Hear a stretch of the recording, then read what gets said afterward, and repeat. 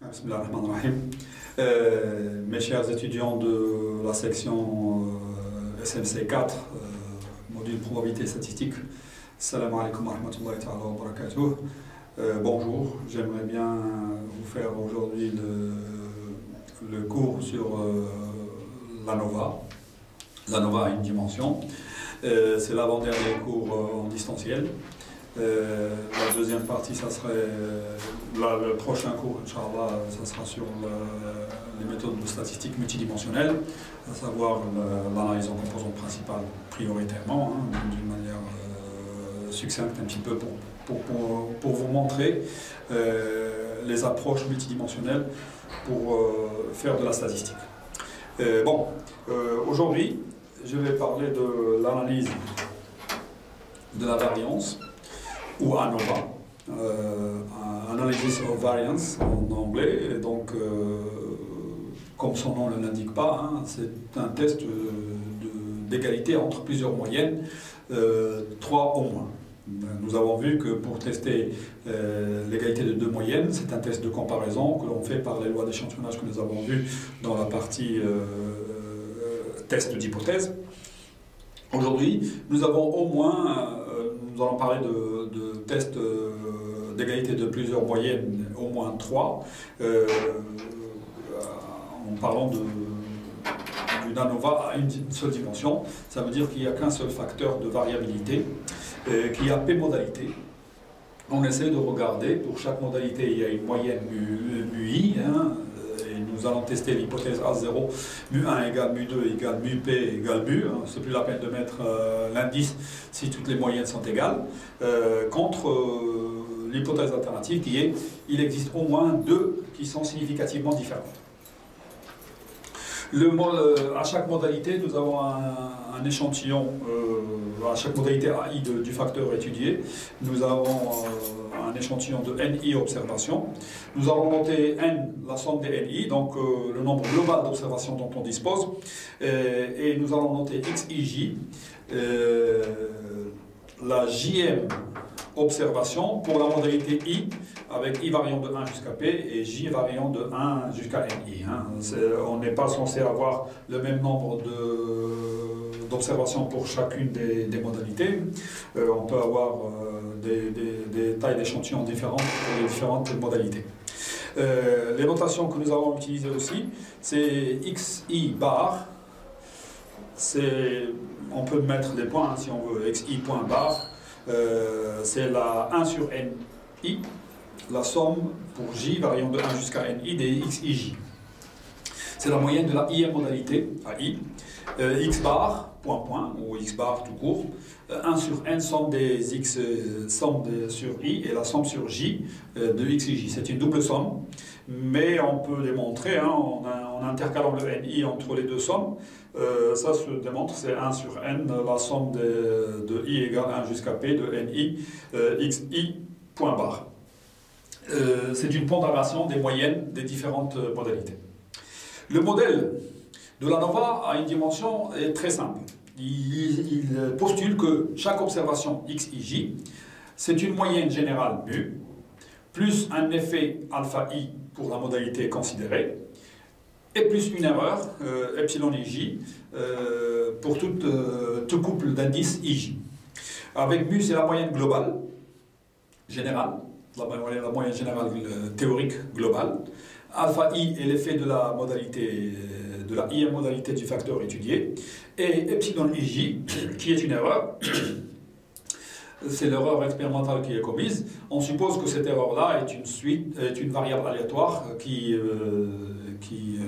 est régie par la loi normale de moyenne 0, parce que quand on se trompe plus ou moins, donc des fois en plus, des fois en moins, mais il faut que la moyenne théorique de l'erreur soit nulle, pour qu'on soit assez précis au niveau de notre travail, avec un écart type de sigma, où sigma carré, c'est la variance de l'erreur, et on va voir que c'est le sigma carré qui nous intéresse à ce niveau-là. Parce que dans les paramètres de ce modèle-là, le mu, la moyenne théorique, on peut toujours l'estimer par la moyenne observée générale. Donc mu peut être estimé par x bar. Alpha i, l'effet de la modalité i, on peut être estimé par la différence entre la moyenne de la modalité avec la moyenne générale. Il reste le résidu, l'erreur commise, le résidu epsilon ij, qui est une réalisation de la variable aléatoire epsilon. C'est la seule inconnue donc, dont il faut faire l'étude et donc d'estimer la variance sigma carré, d'où le nom de l'analyse de la variance.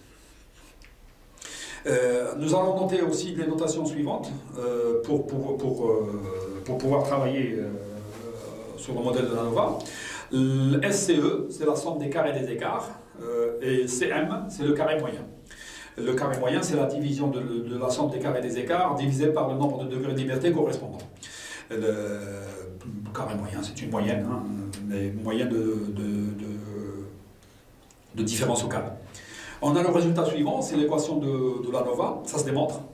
La double somme, somme sur i, somme sur j, de x ij moins x bar, le tout au carré, en intercalant la moyenne de la modalité x i bar entre les deux, en utilisant l'égalité de l'identité remarquable a plus b au carré est égal à a au carré plus 2ab plus b au carré, où on démontre que, et en regardant que la double somme s'annule, que la somme des carrés des écarts total par rapport à la moyenne générale, qui est le terme de gauche de cette égalité-là, c'est égal à la double somme, somme sur i de 1 jusqu'à p, somme sur j de 1 jusqu'à ni. Remarquez qu'ici, on ne peut pas inverser les sommes, hein. C'est très important parce que la double somme, la deuxième somme en j, il dépend de i, parce que le ni figure là. Donc xi, xij moins xi bar, le tout au carré, plus la somme de i égale 1 jusqu'à p, de ni, somme de xi bar moins x bar, le tout au carré. Le ni vient du fait que, puisque le terme xi bar moins x bar ne dépend pas de j, donc il est mis en facteur, et puis la somme de 1 jusqu'à ni, ça fait ni. C'est ça ce qui donne cette somme-là. Cette équation, ça s'appelle l'équation de l'ANOVA. Elle postule que la variation totale, donc peut être écrite sous la forme d'une somme de variation résiduelle, c'est le premier terme, qui est la double somme, la variation résiduelle dans les échantillons, et de variation due au facteur. Le facteur est représenté, chaque modalité est représentée par la moyenne de l'échantillon.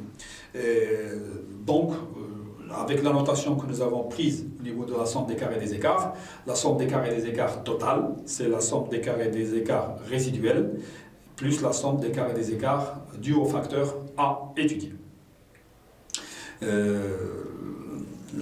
variation totale, c'est une variation intra-échantillon plus la variation entre échantillons. En pratique, on calcule la somme des carrés des écarts, et ça se démontre aussi. On peut développer le xij moins x bar le tout au carré. On peut démontrer que ça est égal à la somme des xij au carré, la double somme des xij carré moins n x bar le tout au carré. C'est la même démonstration que pour l'espérance mathématique. Nous avons démontré que la somme des xi moins x bar au carré 1 sur n est égal à 1 sur n somme des xi carré moins plus loin x bar au carré. C'est la même démonstration. Ici, le 1 sur n est multiplié, donc ça fait la somme des carrés moins n fois la moyenne au carré. On calcule la somme des carrés des écarts total, et puis après la somme des carrés des écarts dus au facteur, parce que nous avons que des moyennes xi bar faciles à trouver, donc faciles à calculer, donc ça fait la somme de ni fois xi bar au carré, moins n fois x bar au carré. D'ailleurs, le terme n fois x bar au carré, ça s'appelle le terme de centrage. Vous voyez qu'on le retranche à chaque fois des carrés. Et puis on fait la somme des carrés des écarts résiduels. C'est la différence entre la somme des carrés des écarts total moins la somme des carrés des écarts due au facteur. Si on considère l'hypothèse de normalité au niveau de la variable aléatoire d'intérêt grand X, les carrés moyens représentent alors des variances, des sortes de variances. Le carré moyen total, c'est la somme des carrés des écarts total divisé par n-1. N-1 parce que nous avons une moyenne estimée à partir de tous les échantillons qui est x bar, et donc ça fait n-1 comme degré de liberté. CMA, c'est la somme des carrés des écarts dus au facteur sur P-1, parce que nous avons P moyenne, et la moyenne globale x bar, c'est une pondération de ces moyens-là. Donc on perd un degré de liberté aussi, ça fait P-1 comme degré de liberté. Et le carré moyen résiduel, c'est la somme des carrés des écarts dus au résiduel divisé par le n-p, parce que nous avons n observations globales, et nous avons estimé P moyenne pour chacun des échantillons. Donc nous avons perdu P degré de liberté, ce qui fait comme degré de liberté pour le CMR, c'est n-p. La théorie statistique montre que sigma carré, dans tous les cas, admet une estimation fiable qui est le carré moyen résiduel, dans tous les cas. Et sous l'hypothèse que les moyennes sont égales, ce qui est l'hypothèse qu'on veut essayer de tester, on a une deuxième estimation qui est indépendante de la première, et qui est le CMA, le carré moyen dû au facteur. Et le fait de dire que les moyennes sont égales, ça veut dire que, parce que les mu i, c'est en fait mu plus alpha i.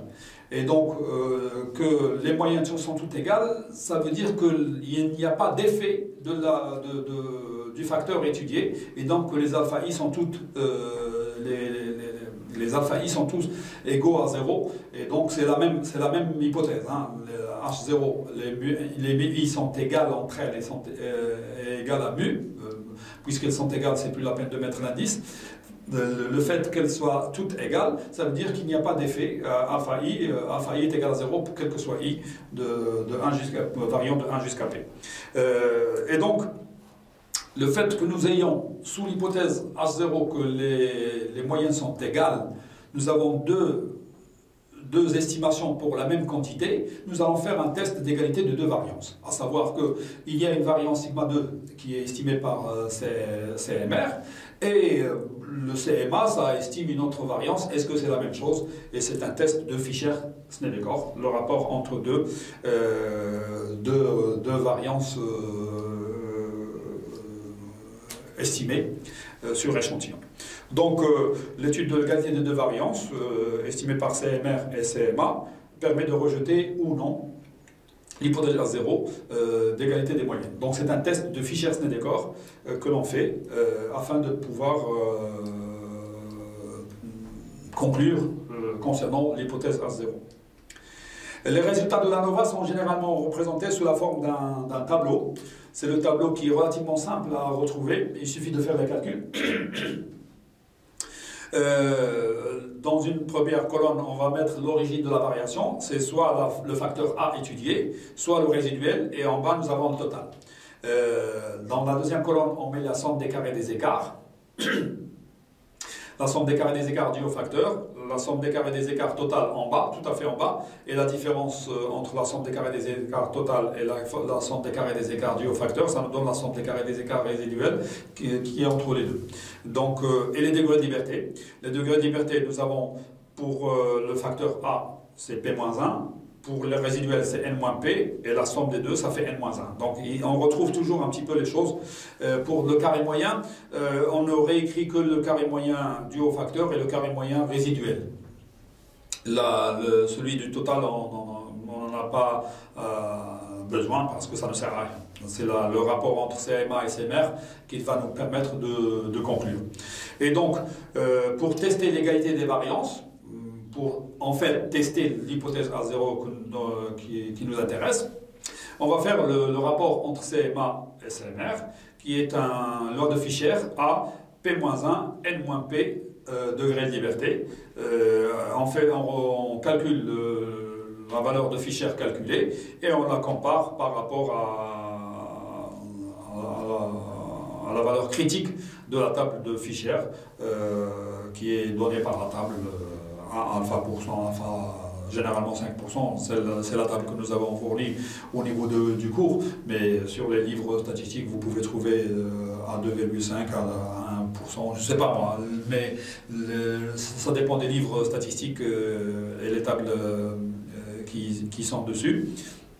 Mais sachez que cette possibilité-là, on peut regarder dessus. Sinon, les logiciels qui font de l'ANOVA, généralement, ils donnent la valeur, la p-value, et à partir de la p-value, on décide si on rejette ou on accepte avec l'approche un petit peu francophone, à savoir, on se fixe un risque d'erreur et puis on dit par rapport à la p-value, est-ce que c'est non significatif, significatif ou très significatif ou hautement significatif selon la p-value par rapport aux valeurs critiques des différentes valeurs de alpha risque de première espèce pour notre test d'hypothèse. Le carré moyen total n'a pas été écrit sur le tableau parce qu'on n'en a pas besoin, hein. En fait ça ne sert à rien, donc c'est pour ça que les deux cases du bas à droite sont vides, il n'y a rien écrit dessus. Voilà, on va essayer de regarder un petit peu l'exercice, des exemples. Le premier exemple, c'est un exemple concernant une étude pharmaceutique. Un laboratoire veut connaître l'influence de la dose d'un produit anti-inflammatoire sur la durée de résorption d'une inflammation. Bon, c'est comme ça que travaillent généralement les laboratoires.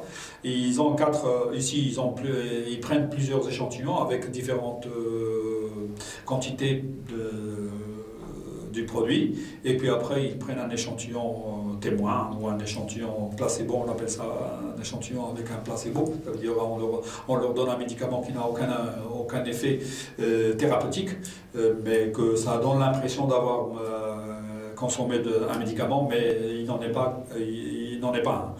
Donc nous avons 4 échantillons de souris qui ont été suivis, 3 échantillons ont reçu les quantités de produits 1 mg pour l'échantillon 1, 0,1 mg pour le second et 0,01 pour le troisième. Le quatrième n'a rien reçu, c'est l'échantillon témoin. Les résultats sont indiqués en heures, donc vous avez des observations.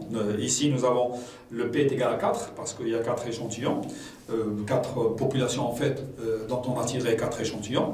Le premier échantillon, il admet 6 valeurs, donc N1 est égal à 6. Le suivant, il y en a 8, donc N2 est égal à 8.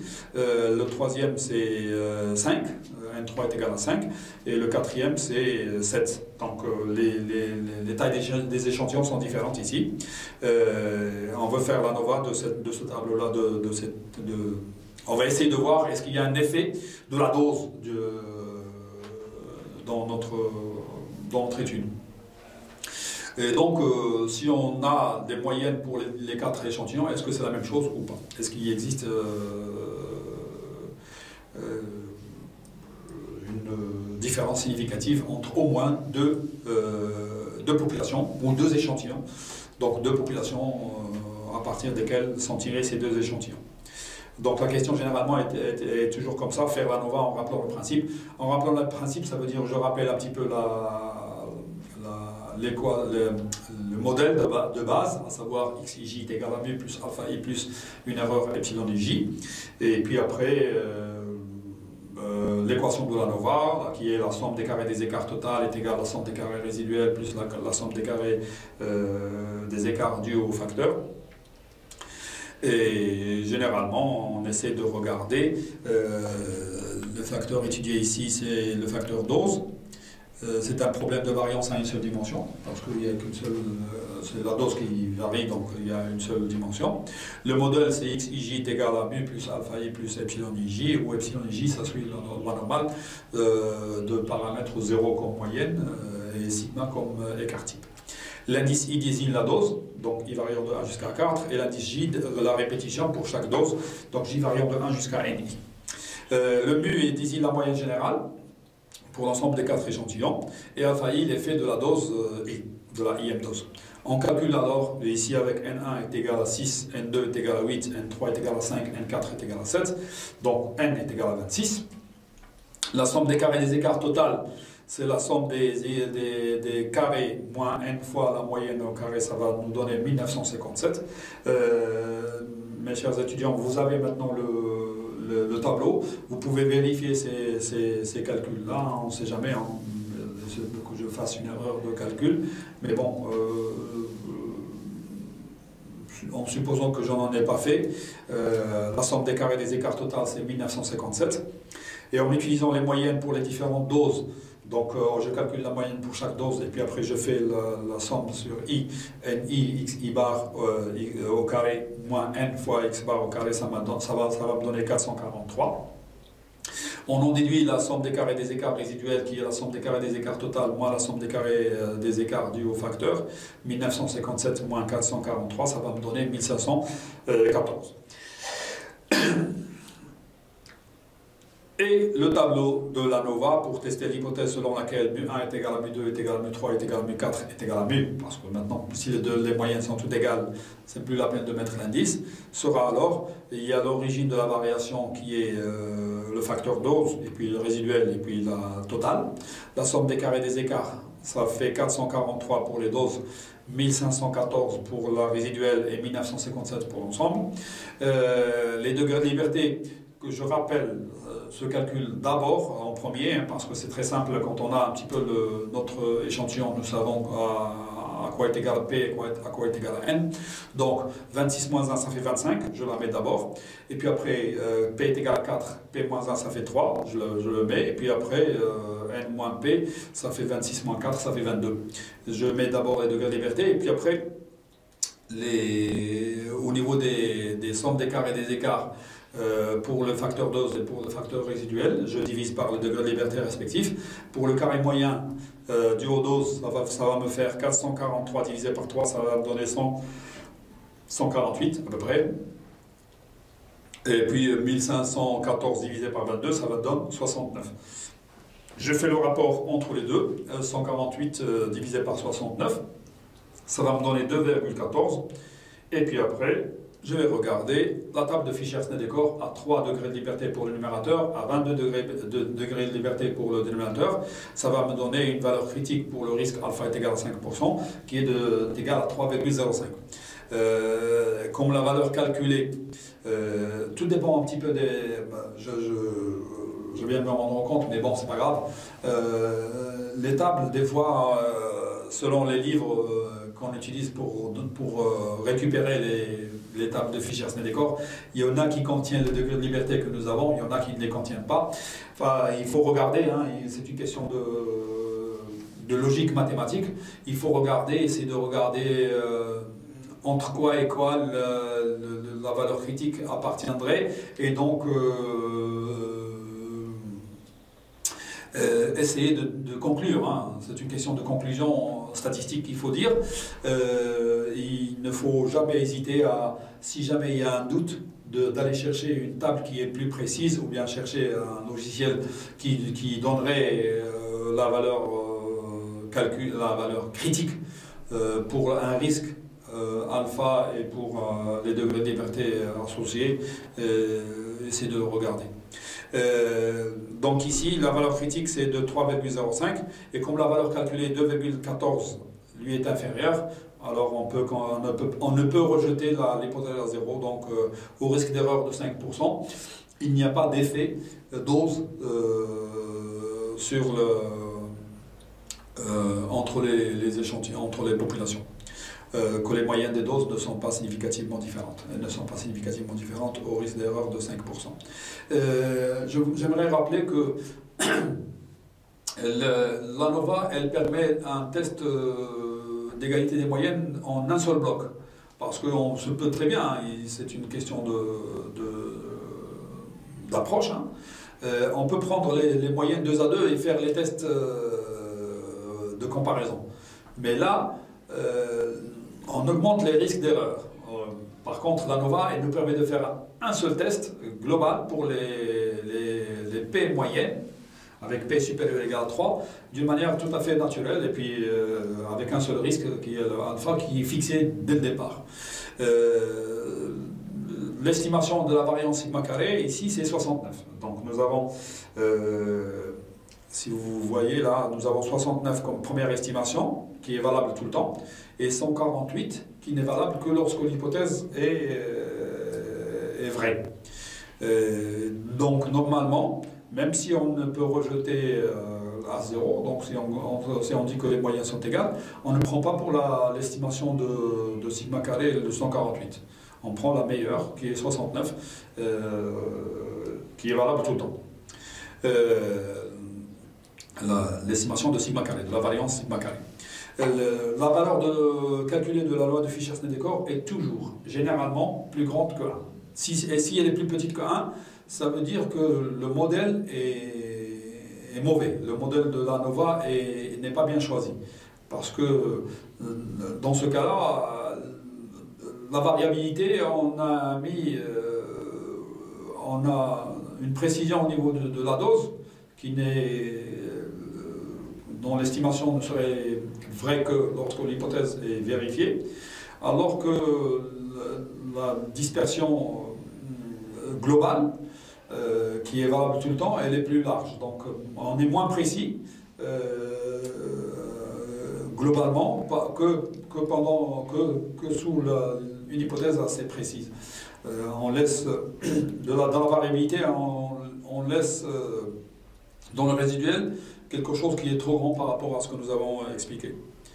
Le modèle, on dit que le modèle est inadéquat. Hein. Donc dès que la valeur calculée est plus petite que 1, donc forcément nous serons dans une situation de non-rejet de l'hypothèse à 0, mais c'est déjà une mauvaise chose que d'avoir un rapport qui est plus petit que 1, ça veut dire que le modèle n'est pas bon. L'égalité des moyennes veut dire que le facteur A étudié n'a pas d'effet. Donc, si les alpha i sont égaux à 0, ça c'est une remarque que j'avais déjà dite avant. C'était l'équivalence entre l'égalité des moyennes mu i, elles sont toutes égales, et les alpha i sont nuls, c'est exactement la même hypothèse. Il n'y a pas d'effet du facteur étudié. Bon, donc, moi je considère que l'ANOVA a une seule dimension. Une fois qu'on maîtrise un petit peu le principe, c'est très simple. C'est vrai que c'est calculatoire, mais là, il faut apprendre à faire des calculs. D'ailleurs, c'est pour ça que je dis aux étudiants que sur la calculatrice la plus simple possible, hein, la calculatrice que nous avons étudiée, même pas programmable, hein, très simple, vous avez pour la récupération des données, des résultats, vous avez la somme des carrés. La somme des carrés, ça vous permet de faire, si vous avez plusieurs échantillons, de faire les choses par étapes et essayer de regarder et les moyennes pour chaque modalité, et puis après la somme des carrés pour l'ensemble. Et une fois que vous avez calculé la moyenne globale, vous avez la possibilité, avec le terme de centrage, calculer la somme des carrés des écarts totaux, la somme des carrés des écarts dus au facteur, et puis après la somme des carrés des écarts résiduels en faisant la différence entre les deux. Et ça vous permet de réaliser un petit peu le tableau de variation. Voilà un autre exercice pour l'ANOVA, hein, un deuxième exemple. Dans une étude comparative sur la production laitière journalière dans 6 fermes, donc nous avons ici l'effet production de ferme, donc un facteur ferme à 6 modalités. Pour chacune d'elles, nous avons disposé d'un échantillon formé de 5 vaches chacun, des échantillons NI égale 5. Donc globalement, le n est égal à 30, donc 5 fois 6 ça fait 30. Le n est égal à 30, et ni est égal à 5, quel que soit i, hein, de 1 jusqu'à 6. La moyenne, les données, généralement on peut faire les résultats avec une certaine forme, hein, on peut vous donner la somme des carrés. Vous connaissez maintenant toutes les moyennes, y compris la moyenne générale. Donc le n c'est 30, le ni est égal à 5 quel que soit quel que soit I, et le I varie de 1 jusqu'à 6, parce qu'il y a 6 moyennes. Donc ici, nous avons 6 moyennes pour les différentes fermes, et nous avons la moyenne globale qui est X bar, c'est 3,65, et nous avons la somme des carrés qui est 420,06. Au vu des données, donc avec ces données-là, on peut très bien retrouver notre tableau de... Si on veut rappeler un petit peu le modèle, on peut le rappeler, le modèle avec l'équation de l'ANOVA, mais les données... Pour retrouver notre tableau de l'ANOVA, elles sont là, hein. C'est très simple à chercher. Donc, les valeurs utilisées vont le calculer. Bon, ça, ce sont des précisions niveau exercice. Le tableau, un autre exemple. Donc, normalement, je suis désolé, mais j'aurais dû faire le tableau qui concerne cet exemple-là. Mais là, vous pouvez le faire vous-même. Hein. D'ailleurs, on peut le... Je vais dire un petit peu globalement qu'est-ce que ça va donner. La somme des carrés des écarts, donc après avoir rappelé le modèle, etc., et l'équation de l'ANOVA, la somme des carrés des écarts total, ça va être 420,06 moins 30 fois 3,65 au carré. Donc le terme de centrage, ça va être 30 fois le n qui est égal à 30 fois le x bar qui est 3,65 au carré. Après, nous allons faire la somme des carrés des écarts dus au facteur, à savoir 5, puisque le NI sont tous égaux à 5, donc je vais le mettre en facteur. X1 bar au carré, 3,5 au carré, plus 2,9 au carré, plus 3,8 au carré, plus 4,2 au carré, plus 3,4 au carré, plus 4,1 au carré. La somme des carrés des moyennes, je fais la somme et je multiplie par 5, qui est le NI, qui est la même pour tout le monde, donc je mets en facteur, moins 30 fois 3,65 au carré. Ça va me donner une valeur. La valeur que j'ai prise au départ, qui est la somme des carrés des écarts total, avec 420,06 moins 30 fois 3,65 au carré. Ça, c'est la somme des carrés des écarts total. Je retranche la somme des carrés des écarts dus au facteur, 5 fois la somme des moyennes, moins 30 fois la moyenne générale au carré. Je fais la différence entre les deux, ça me donne la somme des carrés des écarts résiduels. Donc j'ai la première colonne, la deuxième colonne, pardon. La première colonne, nous avons dit, on écrit dessus l'origine de la variation, facteur ferme, résiduel et total. La deuxième colonne, la somme des carrés des écarts, donc je peux mettre les valeurs ici. La somme des carrés des écarts total, d'abord la somme des carrés des écarts dus au facteur, et puis la différence, c'est la somme des carrés des écarts résiduels que je mets au milieu. Les degrés de liberté que je pouvais remplir d'abord, même avant, mais c'est pas grave, maintenant qu'avec vous j'essaie de remplir un petit peu le tableau. Pour le degré de liberté du facteur, c'est P-1, donc c'est 6 moins 1, ça fait 5. Pour le degré de liberté résiduel, c'est 30 moins 6, donc c'est 24. Et pour le total, c'est N-1. Donc 30 moins 1, ça fait 29. Donc vous avez 5 plus 24, ça fait 29. Les carrés moyens, je prends la somme des carrés des écarts dus au facteur, je la divise par 5. Ça va me donner le carré moyen dû au facteur. Le carré moyen résiduel, c'est la somme des carrés des écarts résiduels divisé par 24, 30 moins 6, donc 24. Ça va me donner un nombre. Je fais le rapport entre les deux, carré moyen dû au facteur divisé par le carré moyen résiduel. Ça me donne la valeur de Fischer calculée, que j'essaie de vérifier, de comparer à la valeur critique de la loi de Fischer-Snedecor à 5%, parce que généralement on donne le risque d'erreur de 5% parce que c'est la table que je vous ai distribuée, et c'est généralement la table que l'on retrouve généralement dans pratiquement tous les livres statistiques qui admettent des tables statistiques, et je vous l'ai déjà dit, hein, chaque référence statistique qui se respecte admet au moins une table statistique. C'est la table de la loi normale. Mais elle admet aussi les autres. La loi de Student, la loi de Key 2, la loi de Fischer-Snedecor, et même des ABAC, des possibilités d'ABAC, ou des tables de valeurs statistiques spéciales pour les tests non paramétriques, etc., dont je n'ai pas parlé au cours, mais c'est pas grave, hein, les livres, les références statistiques regorgent un petit peu de ces tables statistiques. Il suffit d'apprendre un petit peu comment on les utilise, et puis après on peut faire des calculs autant que l'on veut, et faire de la décision, prendre des décisions statistiques naturellement, hein, sans problème. Un autre exemple, le troisième, on peut vous donner des exemples d'exercices comme celui-ci, à savoir, on vous donne le tableau de l'ANOVA avec les informations de base qui vous permettront de retrouver et le nombre P de modalités du facteur étudié, et le N, la taille de l'échantillon global.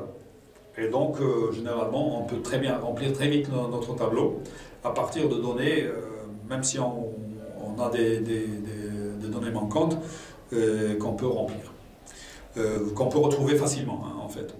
Donc, l'exemple 3, c'est un exercice à faire en exercice. Hein.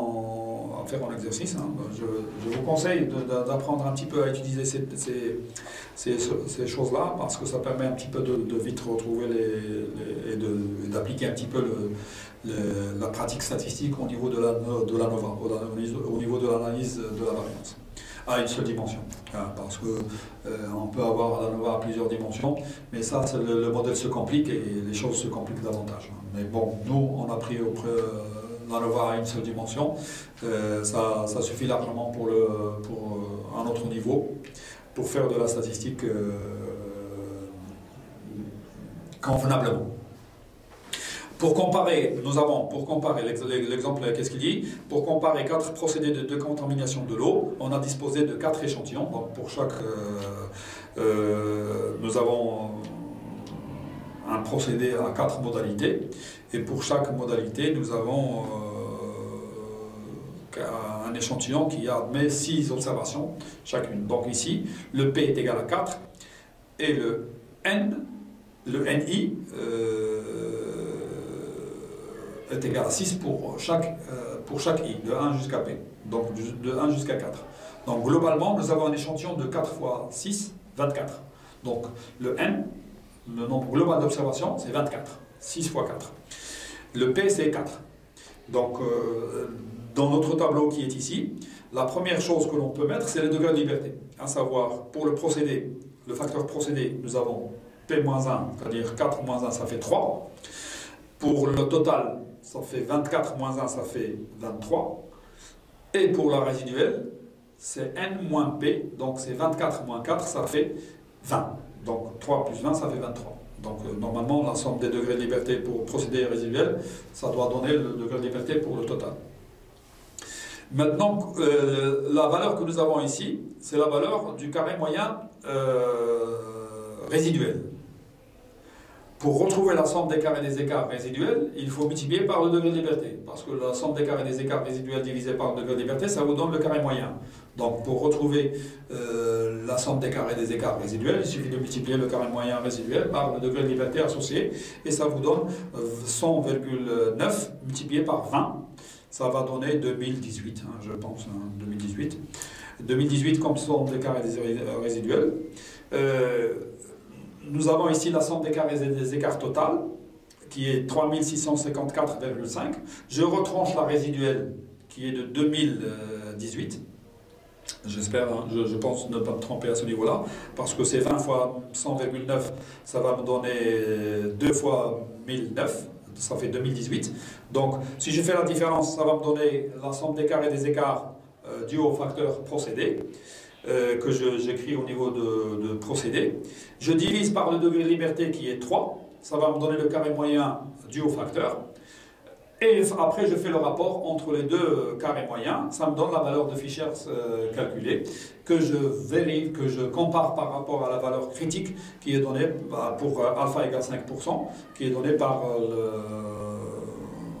le Fisher à 3 degrés de liberté, 20 degrés de liberté. 3 degrés pour le numérateur et 20 degrés pour le dénominateur. Je profite un petit peu du fait de parler de la table de Fisher-Snedekov et vous dire qu'il faut faire très attention. Selon les livres, le degré de liberté des fois, pour le premier, c'est en colonne, et pour le dénominateur, c'est en ligne. Donc, il y a deux degrés de liberté pour la loi de Fischer, un degré pour le numérateur et un degré pour le dénominateur. Il y a des livres qui les mettent numérateur en colonne et dénominateur en ligne. Et il y en a qui font l'inverse. Pour le degré de liberté du numérateur, c'est en ligne, et le degré de liberté de dénominateur en colonne. Il faut faire très attention. Vous savez que 1 sur f de n1, n2, c'est exactement le Fischer de an2 moins n1. Donc on inverse l'inverse d'un Fischer avec 2 degrés de liberté, c'est une loi de Fischer avec le degré de liberté inversé. Donc ça, on l'a vu en cours, et donc faites attention à ça. Essayez d'être, comment dire, d'être attentif aux tables que vous utilisez, hein, et comment les degrés de liberté sont présentés. Voilà, j'ai fini un petit peu ce cours sur l'ANOVA. J'espère que c'est relativement clair. Personnellement, je considère que le chapitre sur l'ANOVA, une fois que l'on a compris un petit peu le principe, à une seule dimension, hein, et qu'on écrit correctement le modèle, l'approche est très simple. La deuxième chose, dont je n'ai pas eu le temps de parler au niveau du cours, mais là je vais en parler maintenant parce que je pense qu'on a un petit peu le temps. Hein. Je vais prendre 5 minutes de plus pour vous en parler. À savoir que l'étape suivante, quand on rejette l'égalité des moyennes, donc il existe une différence significative entre au moins deux des moyennes théoriques. Il y a une deuxième étape, à savoir qu'on va essayer de regarder comment cette différence significative s'est manifestée. Il y a deux approches. Il y a l'approche la plus petite différence significative et il y a l'approche la plus petite amplitude significative. PPDS et PPAS. Les deux approches ont une différence un petit peu de technique, de logique. La première, qu'est-ce qu'elle dit? Elle dit que, d'ailleurs on classe les moyennes par ordre, donc nous connaissons les moyennes pour les différentes modalités, on les classe par ordre, et puis on essaie de regarder les différences pour la plus petite différence significative. Nous savons qu'il existe une différence, donc nous essayons de chercher quelles sont les deux moyennes qui ont donné la possibilité d'être différentes. Enfin, donc automatiquement, on va commencer par la différence entre la deuxième et la première, ce qui va être un test d'hypothèse d'égalité de deux moyennes, mais la variance est estimée à partir de le CMR, le carré moyen résiduel. Autrement dit, nous supposons que nous avons l'erreur, la moyenne sigma carré est estimée une fois pour toutes par le CMR. Et puis on fait un test d'hypothèse d'égalité de deux moyennes, qui va donner à un certain moment le rejet de l'égalité. Et dans ce cas-là, on retrouve un petit peu la plus petite différence significative qui a permis de rejeter l'égalité globale. L'autre approche qui est la plus petite amplitude significative, PPAS, nous savons que les n donnent une différence significative.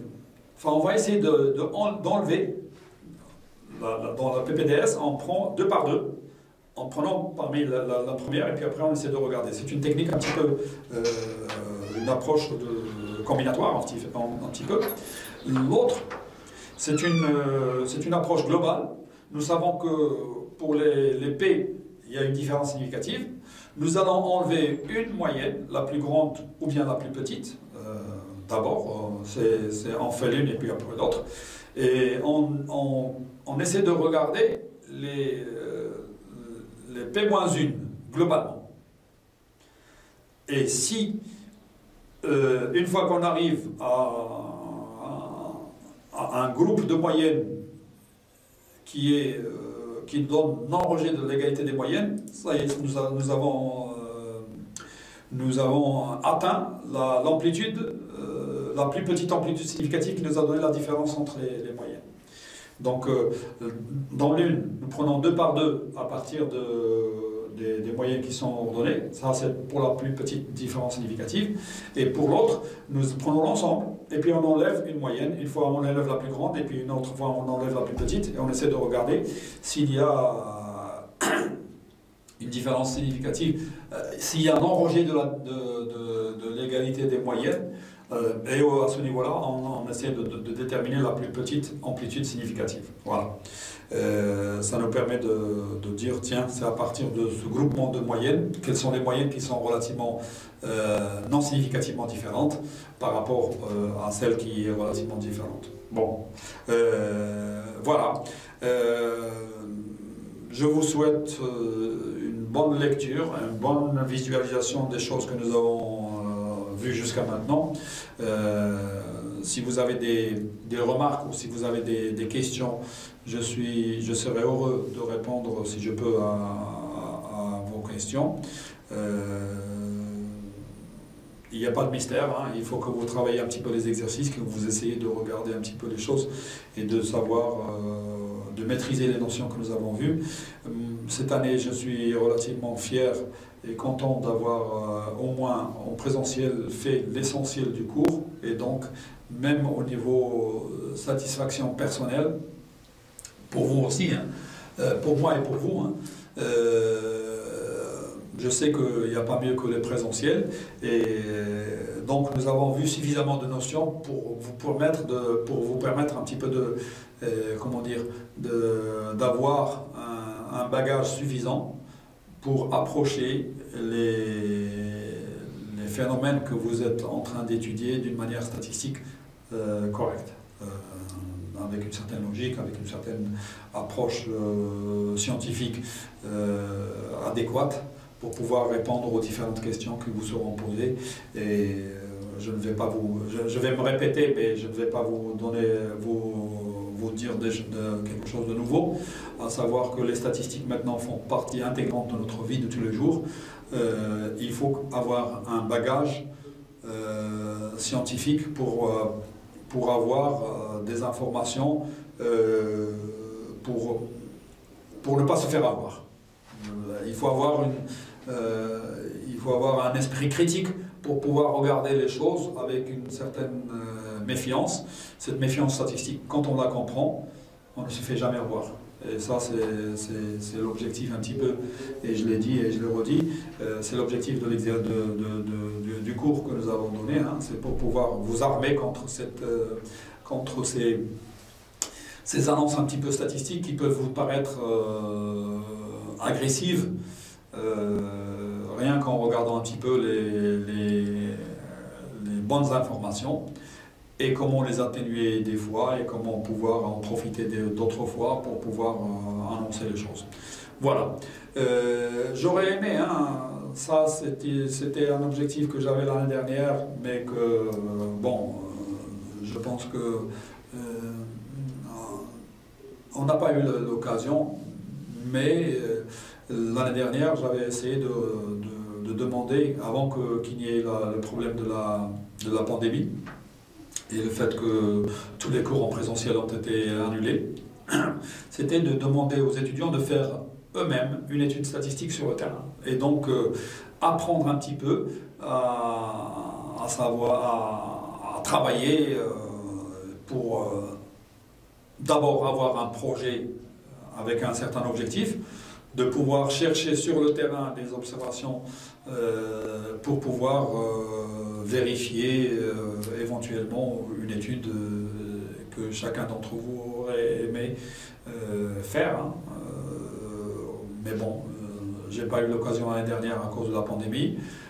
Cette année non plus, mais parce que nous étions un petit peu serrés par le temps.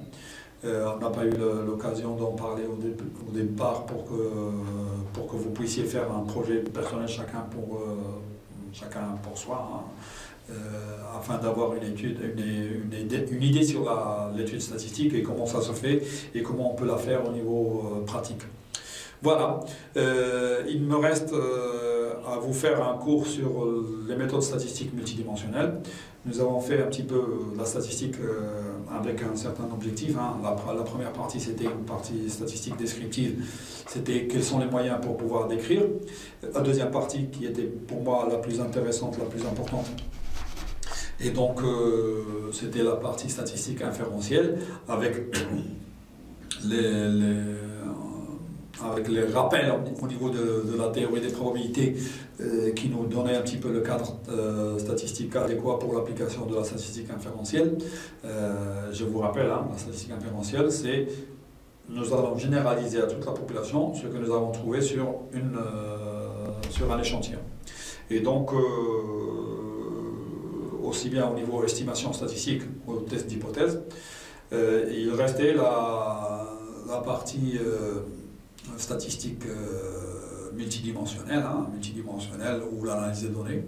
Je vais essayer d'en faire un cours, hein, concernant l'analyse en composante principale, analyse des données d'une manière générale, mais l'analyse en composante principale particulièrement parce que c'est la première méthode un petit peu que l'on essaie de rencontrer quand on fait de la statistique multidimensionnelle. C'est une étude exploratoire d'un grand tableau de données dont on essaie de chercher un petit peu la structure qui est cachée via un outil mathématique qui est agréable à voir. J'aimerais bien que vous en faire part parce que ça fait partie un petit peu des choses qui ont été écrites au niveau du cahier de charge de la section SMC4. Bon, on n'a pas eu le temps d'un point de vue pratique, au niveau du présentiel de le faire.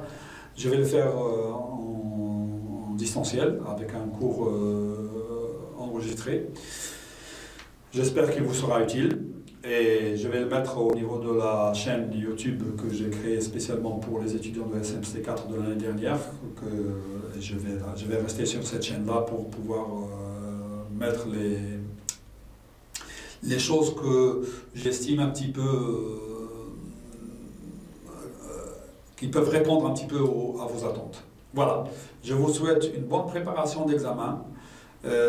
Prenez soin de vous, prenez soin des personnes qui vous sont chères et que Dieu nous aide, que Dieu nous protège de toute pandémie, de tout problème et que nous retournions un petit peu à notre vie d'antan, de vivre une vie normale.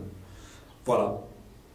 Bonne continuation et salam alaikum wa rahmatullahi wa barakatuh.